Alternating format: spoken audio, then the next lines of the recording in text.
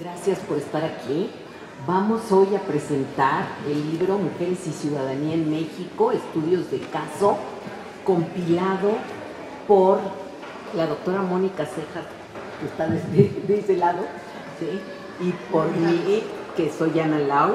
Y es un libro que tiene varios trabajos en torno a los diferentes ejemplos de ciudadanía en México. Vamos a tener el gusto de escuchar a dos de las autoras y además ahora presentadoras del libro, para que se den ustedes una idea y de veras les den ganas de leer este libro, que es muy ilustrativo sobre el problema de la ciudadanía en este país.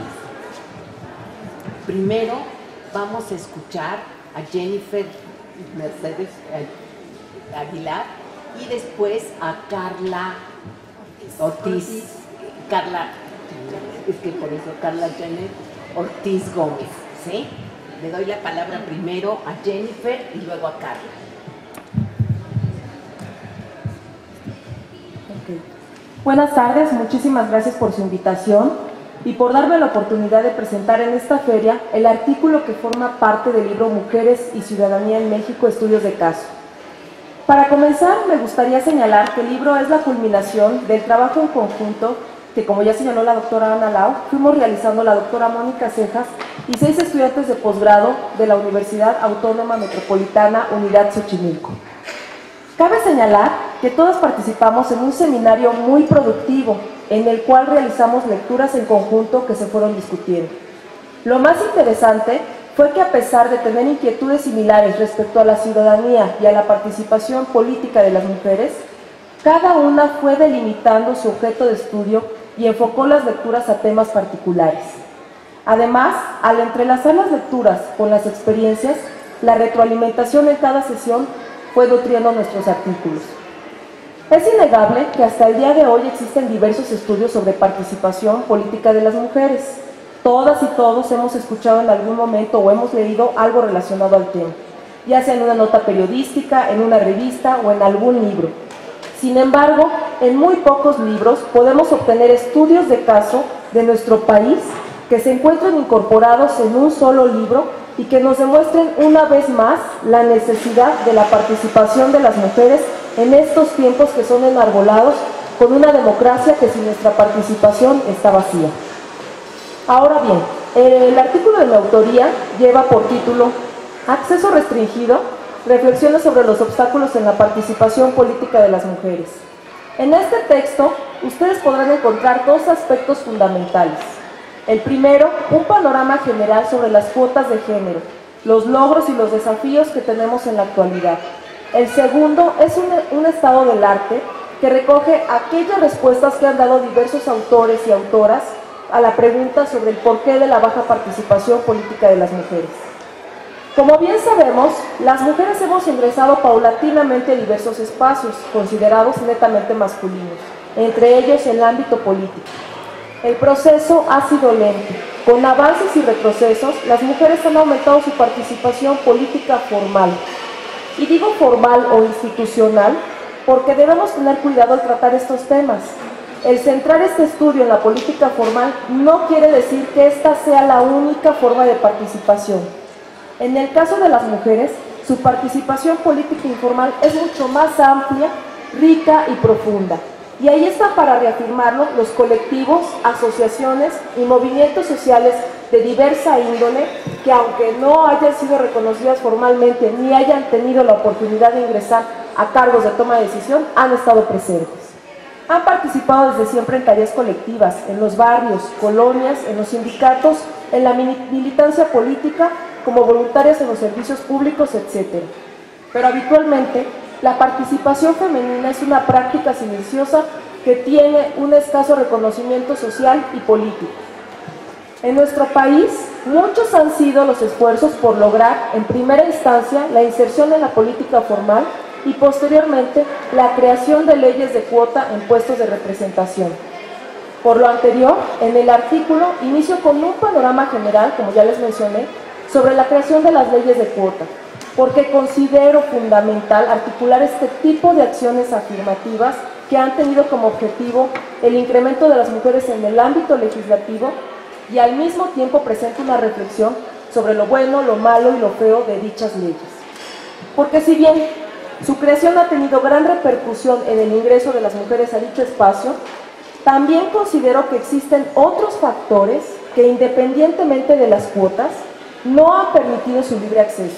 De ahí la pregunta: ¿acceso restringido? Si es así, ¿quién y por qué lo restringe? Hoy podemos constatar la promoción de leyes y políticas que tienen como finalidad la eliminar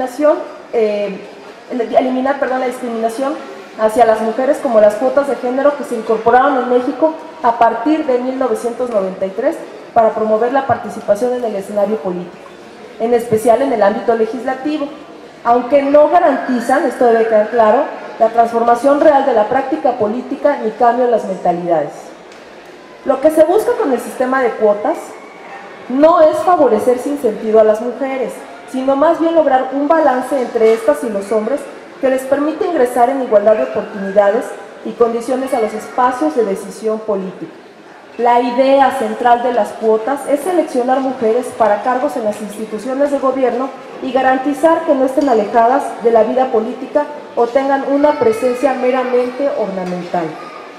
En las últimas décadas, la participación de las mujeres ha aumentado cuantitativamente, pero esto no ha sido suficiente para disminuir la posición de desventaja del género femenino en relación con el masculino, dado que es en este ámbito político donde se disputa el poder.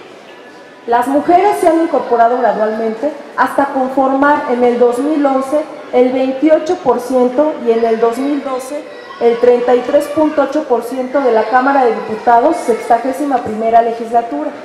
Esta es una cifra importante porque finalmente se rebasó el 30% que se establecía antes de las reformas del 2008 en el COFIPE. Cabe señalar que este aumento se ha dado gracias a la licencia de algunos diputados que al finalizar la legislatura pues han dejado que suban sus suplentes mujeres porque ellos están postulándose para otros cargos. Los datos antes mencionados son alentadores. Sin embargo, al estudiar la participación política formal de las mujeres, tenemos que ubicar al menos 3 aspectos fundamentales. El primero, pues fecha en la que se obtuvo el sufragio femenino y los años transcurridos para ocupar el 30%. Tuvieron que pasar casi 60 años para esto. Segundo, el acceso de las mujeres, la vía o fórmula por la cual son reclutadas para este espacio. Y tercero, el quehacer legislativo, tipos de comisiones que ocupan, que presiden y la incidencia en la política nacional. El acceso de las mujeres, su presencia y participación en la política es reducida cuantitativamente en cifras y cualitativamente por los lugares que ocupa, actividades que realiza y cargos que ostenta. Por lo anterior, surgen las siguientes preguntas. ¿Qué factores inciden en la baja participación política de las mujeres? ¿Cuáles son los motivos de la escasa presencia de las mujeres en la política, sobre todo en los organismos de representación, pese a la implementación de acciones afirmativas para aumentar esta participación? En el artículo se presenta de manera resumida los elementos que inciden de forma negativa en su inclusión de representación política, además de situar el tema dentro de un conjunto más amplio de desarrollos científicos. Para efecto del análisis se ubicaron 2 factores, tal como lo hace Dalia Barrera. A. Factores institucionales, económicos, sociales, políticos, económicos, culturales. Y B. Factores que surgen desde los propios sujetos a partir de los procesos de socialización. Finalmente, me parece que el proceso de transición hacia la democracia se ha quedado estancado en la formalidad, en el desarrollo de leyes y mecanismos electorales, y se ha trabajado muy poco en aspectos de la vida cotidiana, en las prácticas y en las actitudes discriminatorias que producen y reproducen las instituciones del Estado y por ende las personas. En fin, ¿qué más les puedo decir? Las y los invito a leer este magnífico libro porque estoy segura que cumplirá sus expectativas. Muchas gracias. Ahora le damos la palabra a Carla Ortiz Gómez. Bueno, pues antes que nada, muchas gracias a todas y a todas por venir. En este caso, yo quiero invitarles a hacer como una cuestión bastante provocativa a partir de los temas que se abordan en este libro en relación a lo que estamos viviendo actualmente políticamente. Los temas que aquí confluyen van hacia una pregunta concreta. ¿Qué significa ser ciudadana en México a partir de una visión patriarcal que no solamente domina lo que es ser o el deber ser de una mujer, sino las mismas estructuras sociales, económicas y políticas de un país. Yo empiezo primero con el texto de la compañera Laura Loyola, que ella se va desde el ámbito que las feministas también nombran que lo personal es político. Empieza por lo que muchos llaman la casa, que es el municipio. Ella titula su artículo Mi casa, mi pueblo, presidentas municipales en Yucatán. El estudio que ella hace es parte de su tesis de maestría y enfatiza 4 elementos esenciales, que si no los nombra como tal, son los que detonan todo su análisis. Es cómo desde una postura de un rol tradicional las mujeres también pueden hacer política. Cómo lo privado y lo público para mujeres que están ejerciendo puestos es difícil separarlos. El tercero, a menos los hombres cuando salen de sus municipios se van con la familia. La mujer cuando sale después de hacer política se va sola, sin hijos, sin marido. Y la tercera es la malquerida, la mal vista o la mala mujer, que son los elementos que no solamente cruzan un cuerpo, sino una sexualidad y la forma de ejercer esa sexualidad. También plantea que muchas de ellas han tenido que masculinizar no solamente el discurso, sino muchas veces también esa forma o ese estilo de vestir y de nombrarse, porque es la única manera que ellas pueden circunscribirse a esos espacios donde solo los hombres pueden actuar. Comentaba, yo recuerdo cuando hacíamos todas las reflexiones conceptuales, que es muy fácil para los hombres hacer negocios, hablar de política siempre en una cantina. Entonces para ellas era demasiado difícil primero entrar a una cantina porque de entrada ya estaban siendo estereotipadas y etiquetadas. Eso les empezaba a denotar mucha posición política y empezaban a menguar no por su preparación, sino por ser mujer y una mujer que entra a un espacio donde solo entran los hombres. Ella enfatiza también otro tema que es la etnia. Cuando ellas logran, al menos las que ella entrevista, posicionarse en un ámbito político, muchas veces la etnia empieza a desdibujarse. ¿Por qué? Porque les denota a veces menosprecio por la misma población que están representando y porque ellas tienen que volver a hacer todo un desdibujamiento de su imagen a partir de lo que es una imagen políticamente correcta de una mujer. Eso es lo que Loyola nos plantea y nos hace preguntar, bueno, entonces, ¿ser política implica masculinizarse? ¿Implica dejar de ser o de tener esa identidad que como mujer en lo local me circunscribe? Y hay un caso en especial que ella nombra de una de estas alcaldesas que dice que tuvo que abortar. Nadie se enteró porque ella enseguida tuvo que regresar y tomar de nuevo ese puesto, ¿no? Y dice, ¿cómo le hago yo para explicarme este papel de que soy una mala madre por no haber llevado a buen fin este buen embarazo, si dentro de mi ámbito laboral yo tengo que estar al pie del cañón dentro de un municipio? Eso es como todo el entramado que Laura Loyola trata de darle a esta cuestión de pensar ciudadanía, de qué, para qué y de quién. Guadalupe López García hace otra propuesta un poco más lanzándosela al Estado. Son, en este caso, el Instituto Nacional de las Mujeres del DF, nuevo promotor de una ciudadanía para las mujeres, y ella empieza a preguntarse, bueno, estos nuevos programas o políticas que nos están dirigiendo a las mujeres, ¿qué tipo de agente es el que piensa formar? ¿Un sujeto autónomo, con decisión propia, o otra vez bajo una visión asistencialista? Ella hace todo un recorrido de lo que es ProMujer hasta que se instaura el Instituto de las Mujeres. Va hablando de cómo empiezan a generarse políticas públicas desde la perspectiva de género, y a pesar de que no lo cita tal cual, ella sí pone entredicho las famosas políticas de género que se están diseñando, porque ella sí plantea que hay que empezar a cuestionar también qué visión o bajo qué concepto de género es que se están promoviendo programas. La ciudadanía como experiencia en las Madres de Eureka, que es de Brenda, ella plantea una posición de un sujeto, el ser madre, cómo una maternidad se puede volver rebeldía para ejercer cierta ciudadanía. De estas mujeres que han desaparecido sus hijos en ciertos periodos que en México se llamaba Guerra Sucia o Guerra Fría también, y empieza a partir de cómo lo que se ha criticado a partir de varias posturas feministas, que es la maternidad, ahora se vuelve un detonante político. O sea, cómo lo resimbolizamos desde todas estas cuestiones esencialistas o hay que darle una nueva connotación, y es de nuevo este cruce que tanto Loyola como esta Guadalupe y Brenda vuelven a hacer con el tema de cuerpo, que es algo que la ciudadanía no se aborda en términos de cuando es una ciudadanía de varón. Acceso restringido, reflexiones sobre los obstáculos en la participación política de las mujeres en México, junto con el texto de Silvia, que es evaluar la ciudadanía, impacto del sistema electoral. Son dos temas que ahorita serían básicamente de lectura obligatoria para la candidata y los candidatos, que evaluando todas sus propuestas, los señores no tienen idea de lo que es políticas dirigidas hacia las mujeres, y todo lo han reducido a cuestiones esencialistas, nada más de ayuda y de sustento. ¿Por qué les digo que son obligatorios? Bueno, evaluar la ciudadanía, al menos con esta Silvia, pone un foco que pocas veces cuestionamos dentro de las elecciones. ¿De qué manera se designan las candidaturas para cumplir con la cuota de género? Porque ahí hay un tema de democratización interna de los partidos. Si es por elección directa, porque son parte de los militantes quienes eligen a esa persona, ahí ya no aplica la cuota de género. Y ahí el IFE no puede hacer nada.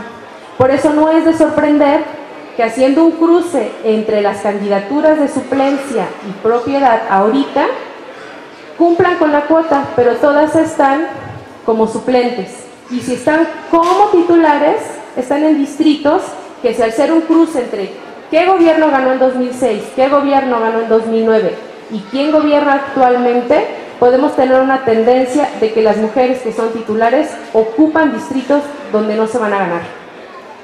Eso es lo que nos invita a hacer este texto de Silvia.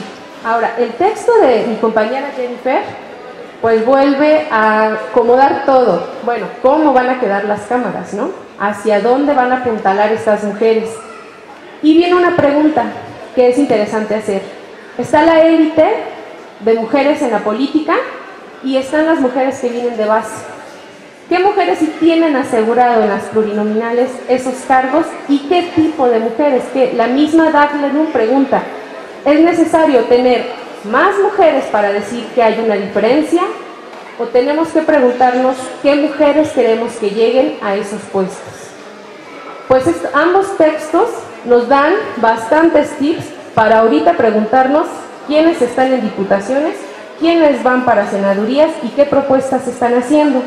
Que hasta ahorita, de todos los estudios que están saliendo en general, no hay propuestas para mujeres. De ahí que no es de sorprender que en el segundo debate solo Cuadri se la pasara despotricando "contéstenme", y él tampoco fuera capaz de posicionar un tema sobre cuáles son los derechos de las mujeres y qué estrategias se van a hacer. De ahí no nombremos con las demás minorías que no reconocen, que son grupos indígenas, que son grupos de la diversidad sexual, personas con discapacidad, jóvenes, a pesar de que tienen organizaciones o agrupaciones de jóvenes, al menos PRI y PAN, que son bastante directos en lo que hacen, y ya no hablemos de los pequeños partidos, ¿no?, que son los que menos nombran a ese tipo de poblaciones.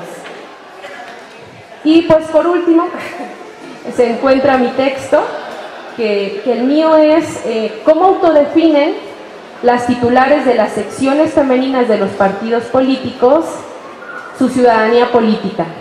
Yo tenía un debate durante, digamos, el seminario que teníamos, porque yo quería cruzar identidad, cuerpo y posiciones de sujeto, porque desde mi punto de vista y desde lo que he logrado a partir de este texto seguir descubriendo es, y me atrevo a decirlo, que estamos mal en empeñarnos las mujeres en querer seguir luchando por una ciudadanía que no nos reconoce. Porque a un hombre jamás se le va a cuestionar las diferentes posiciones que juega en un ámbito, porque solo se le reconoce uno, que es el que ejerce poder. En cambio, a una mujer, como la misma Laura Loyola lo dice, aunque sea mujer política, si es madre, siempre va a tener un estigma. Si es una mujer que está en la Cámara de Diputados y es soltera, y es la que tiene a veces tiempo de ir a esas grandes reuniones, se le va a cuestionar su ligereza. O en el caso que está pasando ahorita, o no sé si se ha tomado esa lectura, este castigo que un mismo partido le hace a su propia candidata tiene un doble mensaje. Por un lado, quieren señalar que somos un país abierto, donde estamos reconociendo la participación de las mujeres, y por el otro lado, están enfatizando que solo existe un solo modelo de mujer. Una mujer que es mamá, que es conservadora, y que aparte, todas las decisiones que toma van enfatizadas a una cuestión religiosa.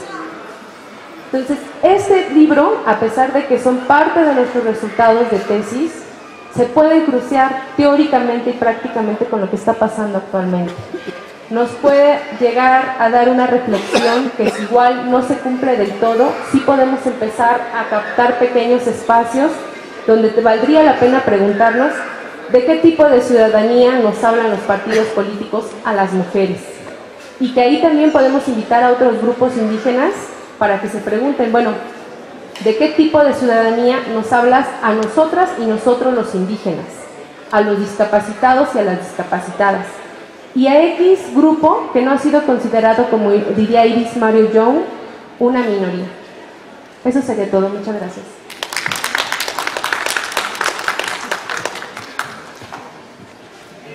Ahora con las conclusiones, la doctora Mónica Cejas. Bueno, buenas tardes.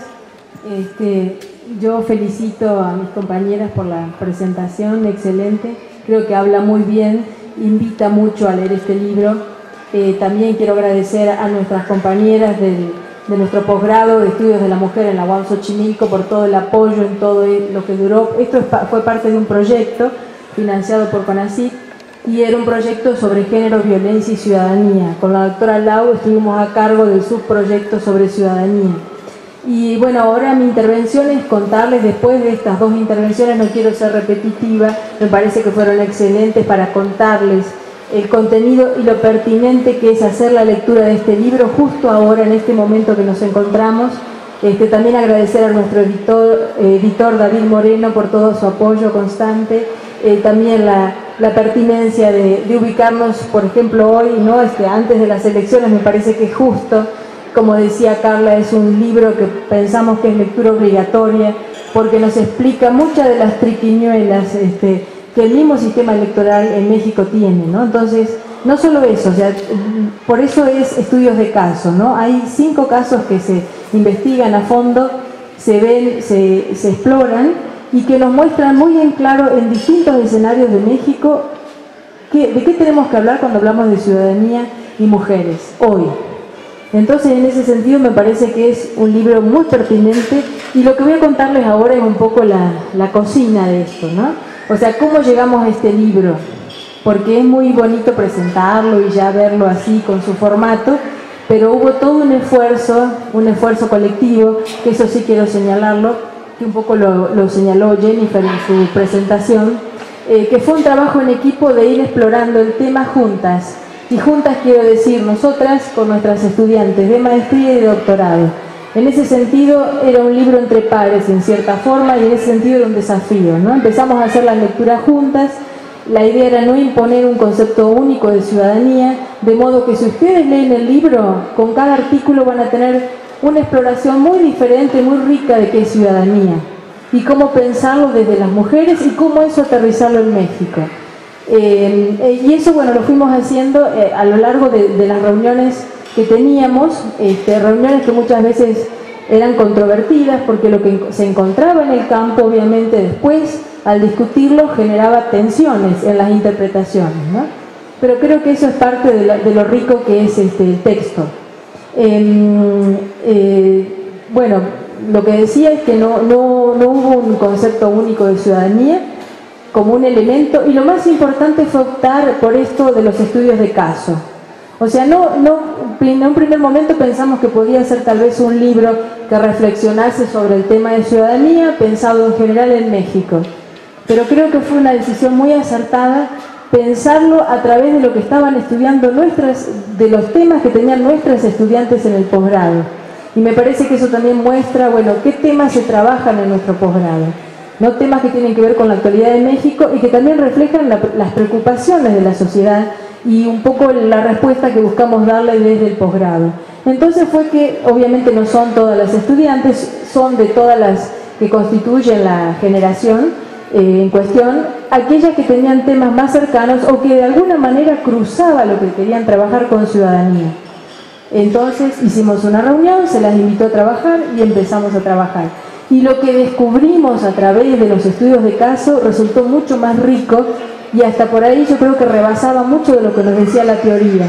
Entonces, en ese sentido, yo repito esto, es un libro muy pertinente, es el momento justo para leerlo. Propone muchas, es un libro que se puede leer sin seguir un orden de primer al segundo capítulo, porque los capítulos en realidad dialogan, creo que también eso es un buen logro, porque nos interesaba que también era una cuestión que sentamos de principio, que no fuera una antología, que no fuera una suma de distintos estudios de caso, no, tenía que haber un eje, ¿no? Un eje rector, que en este caso fue la categoría de género, o sea, pensarlo desde las mujeres en México, y hacer esa lectura a través del caso, explorado de manera bien profunda. Justo además coincidió, y debemos agradecer al proyecto, que era el momento en que las estudiantes estaban haciendo trabajo de campo. Entonces era información fresca, digamos, ¿no? Y eso es también lo que refleja el libro. Entonces, bueno, yo con esto me despido, ojalá lo puedan leer y podamos así también retroalimentar con ustedes este trabajo que resultó del libro. Bueno, yo con esto termino, no sé si hay alguna pregunta, comentario, alguna cuestión en particular que ustedes quisieran manifestarnos, lo agradeceremos mucho. Gracias.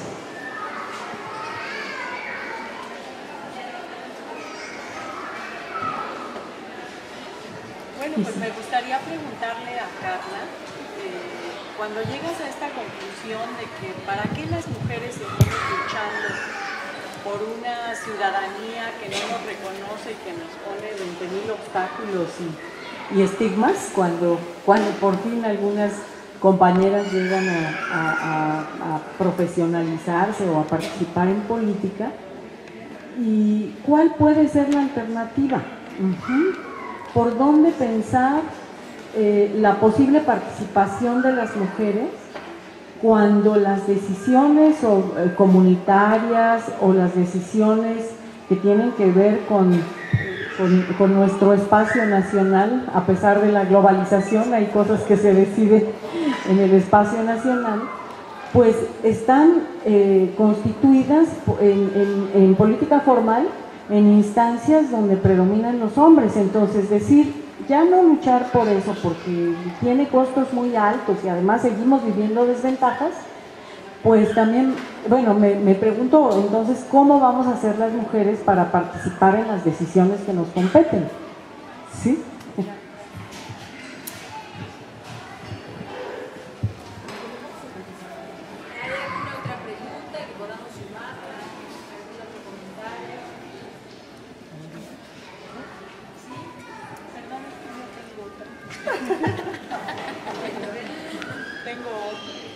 Bueno, ya que han estado en un seminario sobre género y política, no sé qué piensen ahora. He visto unas encuestas que dicen que la mayor parte del voto femenino en esta coyuntura electoral es por el retorno al partido de Estado. Entonces, como estuvieron realizando distintos estudios de caso y en una reflexión, pues no sé si tengan alguna interpretación, una hipótesis sobre este hecho.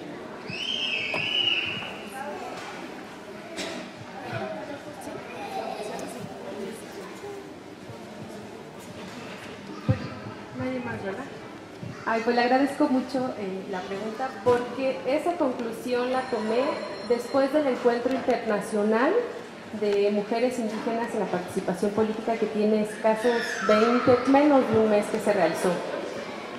Ahí hubo algo muy rico que se debatió, y era siempre que estaban poniendo el dedo sobre la llaga de, bueno, ok, es que hasta entre mujeres hay diferencias, ¿no? Siempre estamos hablando de aquellas que vienen de familias políticas y que tienen el mundo en las manos. Y recuerdo a una purépecha que se paraba y decía, yo en mi casa no tengo agua, a diferencia de Beatriz Paredes, que se baña en un jacuzzi, ¿no? Y empezó a hacer tantas alusiones a lo que tiene y lo que no tengo, y ella reducía, yo lo que necesito es tener una vida digna.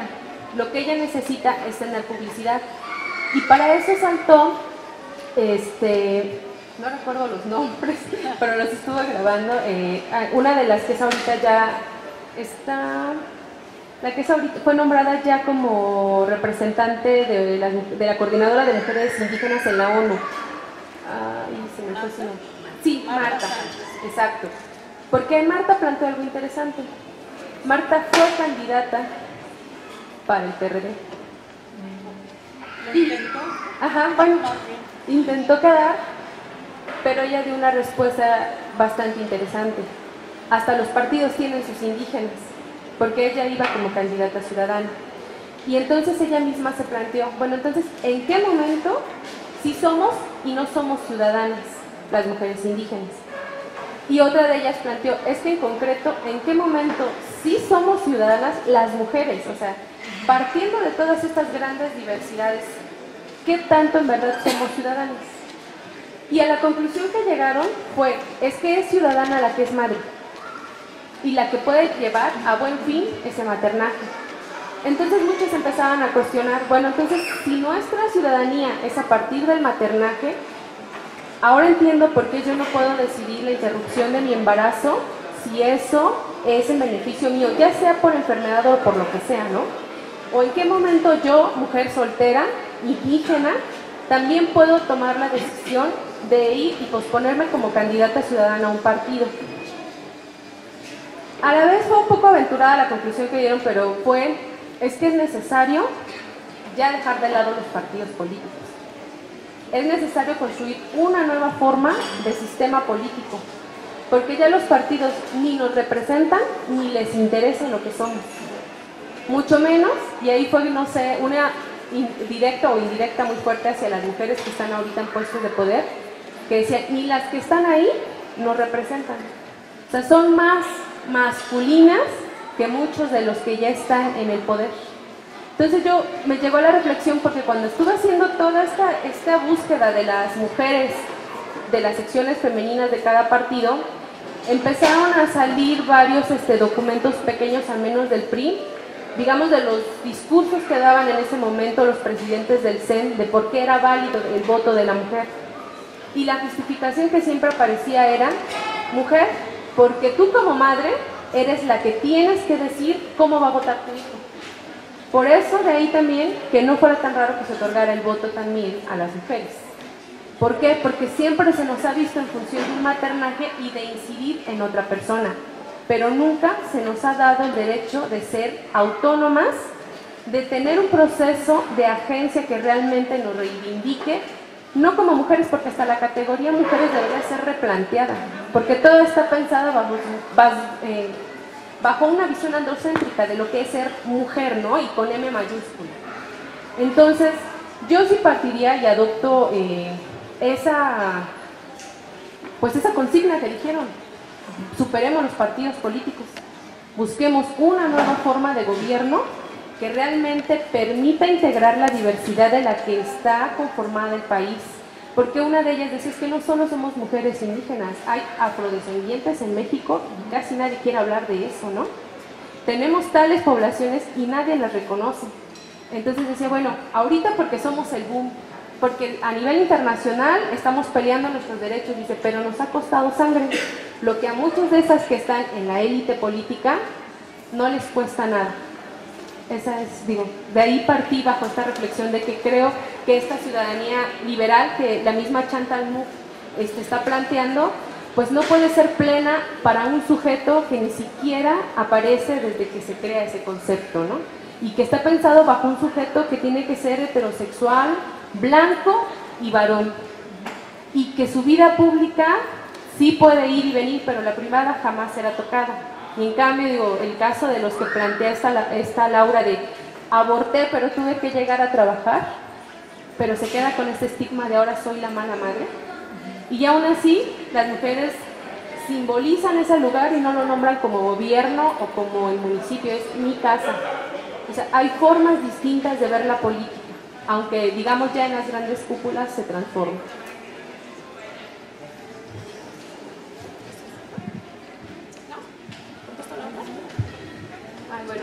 ¿sí me aguantan? Contesto la otra. De por qué las mujeres están ahorita en esta cuestión como de deslumbradas por ese copetazo, como dicen.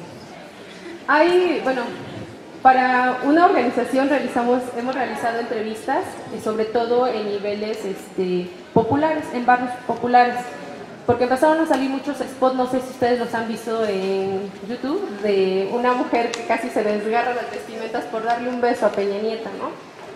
Lo interesante es cuando se le pregunta, bueno, ¿y qué de sus propuestas te interesa, no?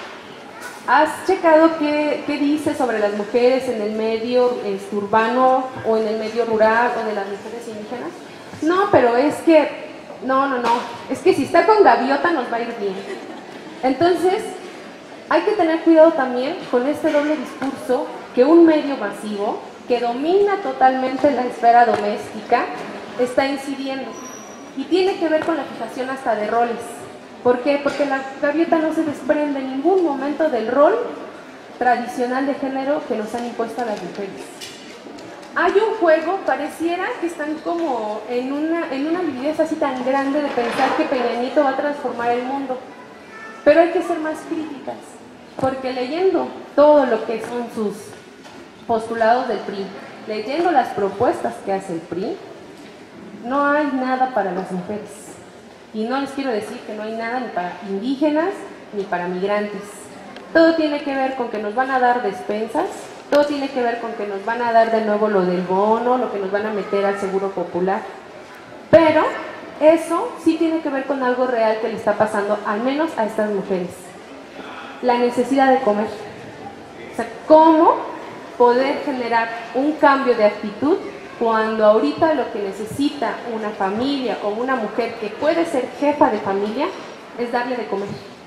¿Qué hacer cuando les están matando los hijos bajo una supuesta política de seguridad? Pues van a irse por el que puede negociar y aplacar las cosas. O sea, están tomando también estrategias que si no son viables, al menos para garantizar la supervivencia. El problema es que no están viendo más allá. Van a solventar en ese momento. Por eso es que muchas van y se forman porque están regalando estufas, porque están regalando refris, porque ahora ya están regalando kit de belleza, y entonces todas van, ¿no? Pero cuando se les empieza a cuestionar, hay desde las que se enojan y nos corren, porque sí nos ha pasado, hasta las que se quedan pensando qué se va a hacer, ¿no? Porque piensan en el momento. En este momento van a comer y esa despensa les va a dar, si les tiran por mucho, una semana, pero después. El problema es que también es capital político, porque no solamente reciben de ese candidato, viene otro partido y se pone la camiseta y van por esa cosa. Viene otro y se vuelven a poner la camiseta. O sea, el problema es más complicado. O sea, no podemos posicionar una sola opinión. El problema es que el país y los que estamos, nos estamos muriendo de hambre, o necesitamos trabajo, o necesitamos seguridad. Pero el derroche que se está haciendo en términos electorales, para hacer campañas, para hacer publicidad, digo, es indignante ver a una mujer con 40,000 pesos de aretes, ¿no? Aquí. O ver a otro hombre que se está pasando en un jet que es privado, o que lo que menos le importa, o escuchar hasta la forma en que hablan los hijos de las personas que trabajamos, ¿no? Entonces, sí tendríamos que hacer algo que yo considero positivo que están haciendo ahorita grupos de jóvenes. Están, al menos como no todos tenemos derecho, como dice Cuadri, a la red y al internet y todo tan bonito, están publicando todo lo que sale en spot en YouTube, en los puentes. Y se está haciendo tecnología en los puentes. Es decir, si quienes tenemos acceso a medios de comunicación y en verdad estamos convencidas o no, sea del partido que sea, pero que tenemos derecho a así transparentar las cosas, también tendremos que comenzar a hacer algo positivo, y es, hagamos publicidad en los pueblos, hagamos publicidad en los puentes, hagamos publicidad en las escuelas, sea nuestra posición que sea, pero al menos sí garanticemos que la información sea para todos. Vamos.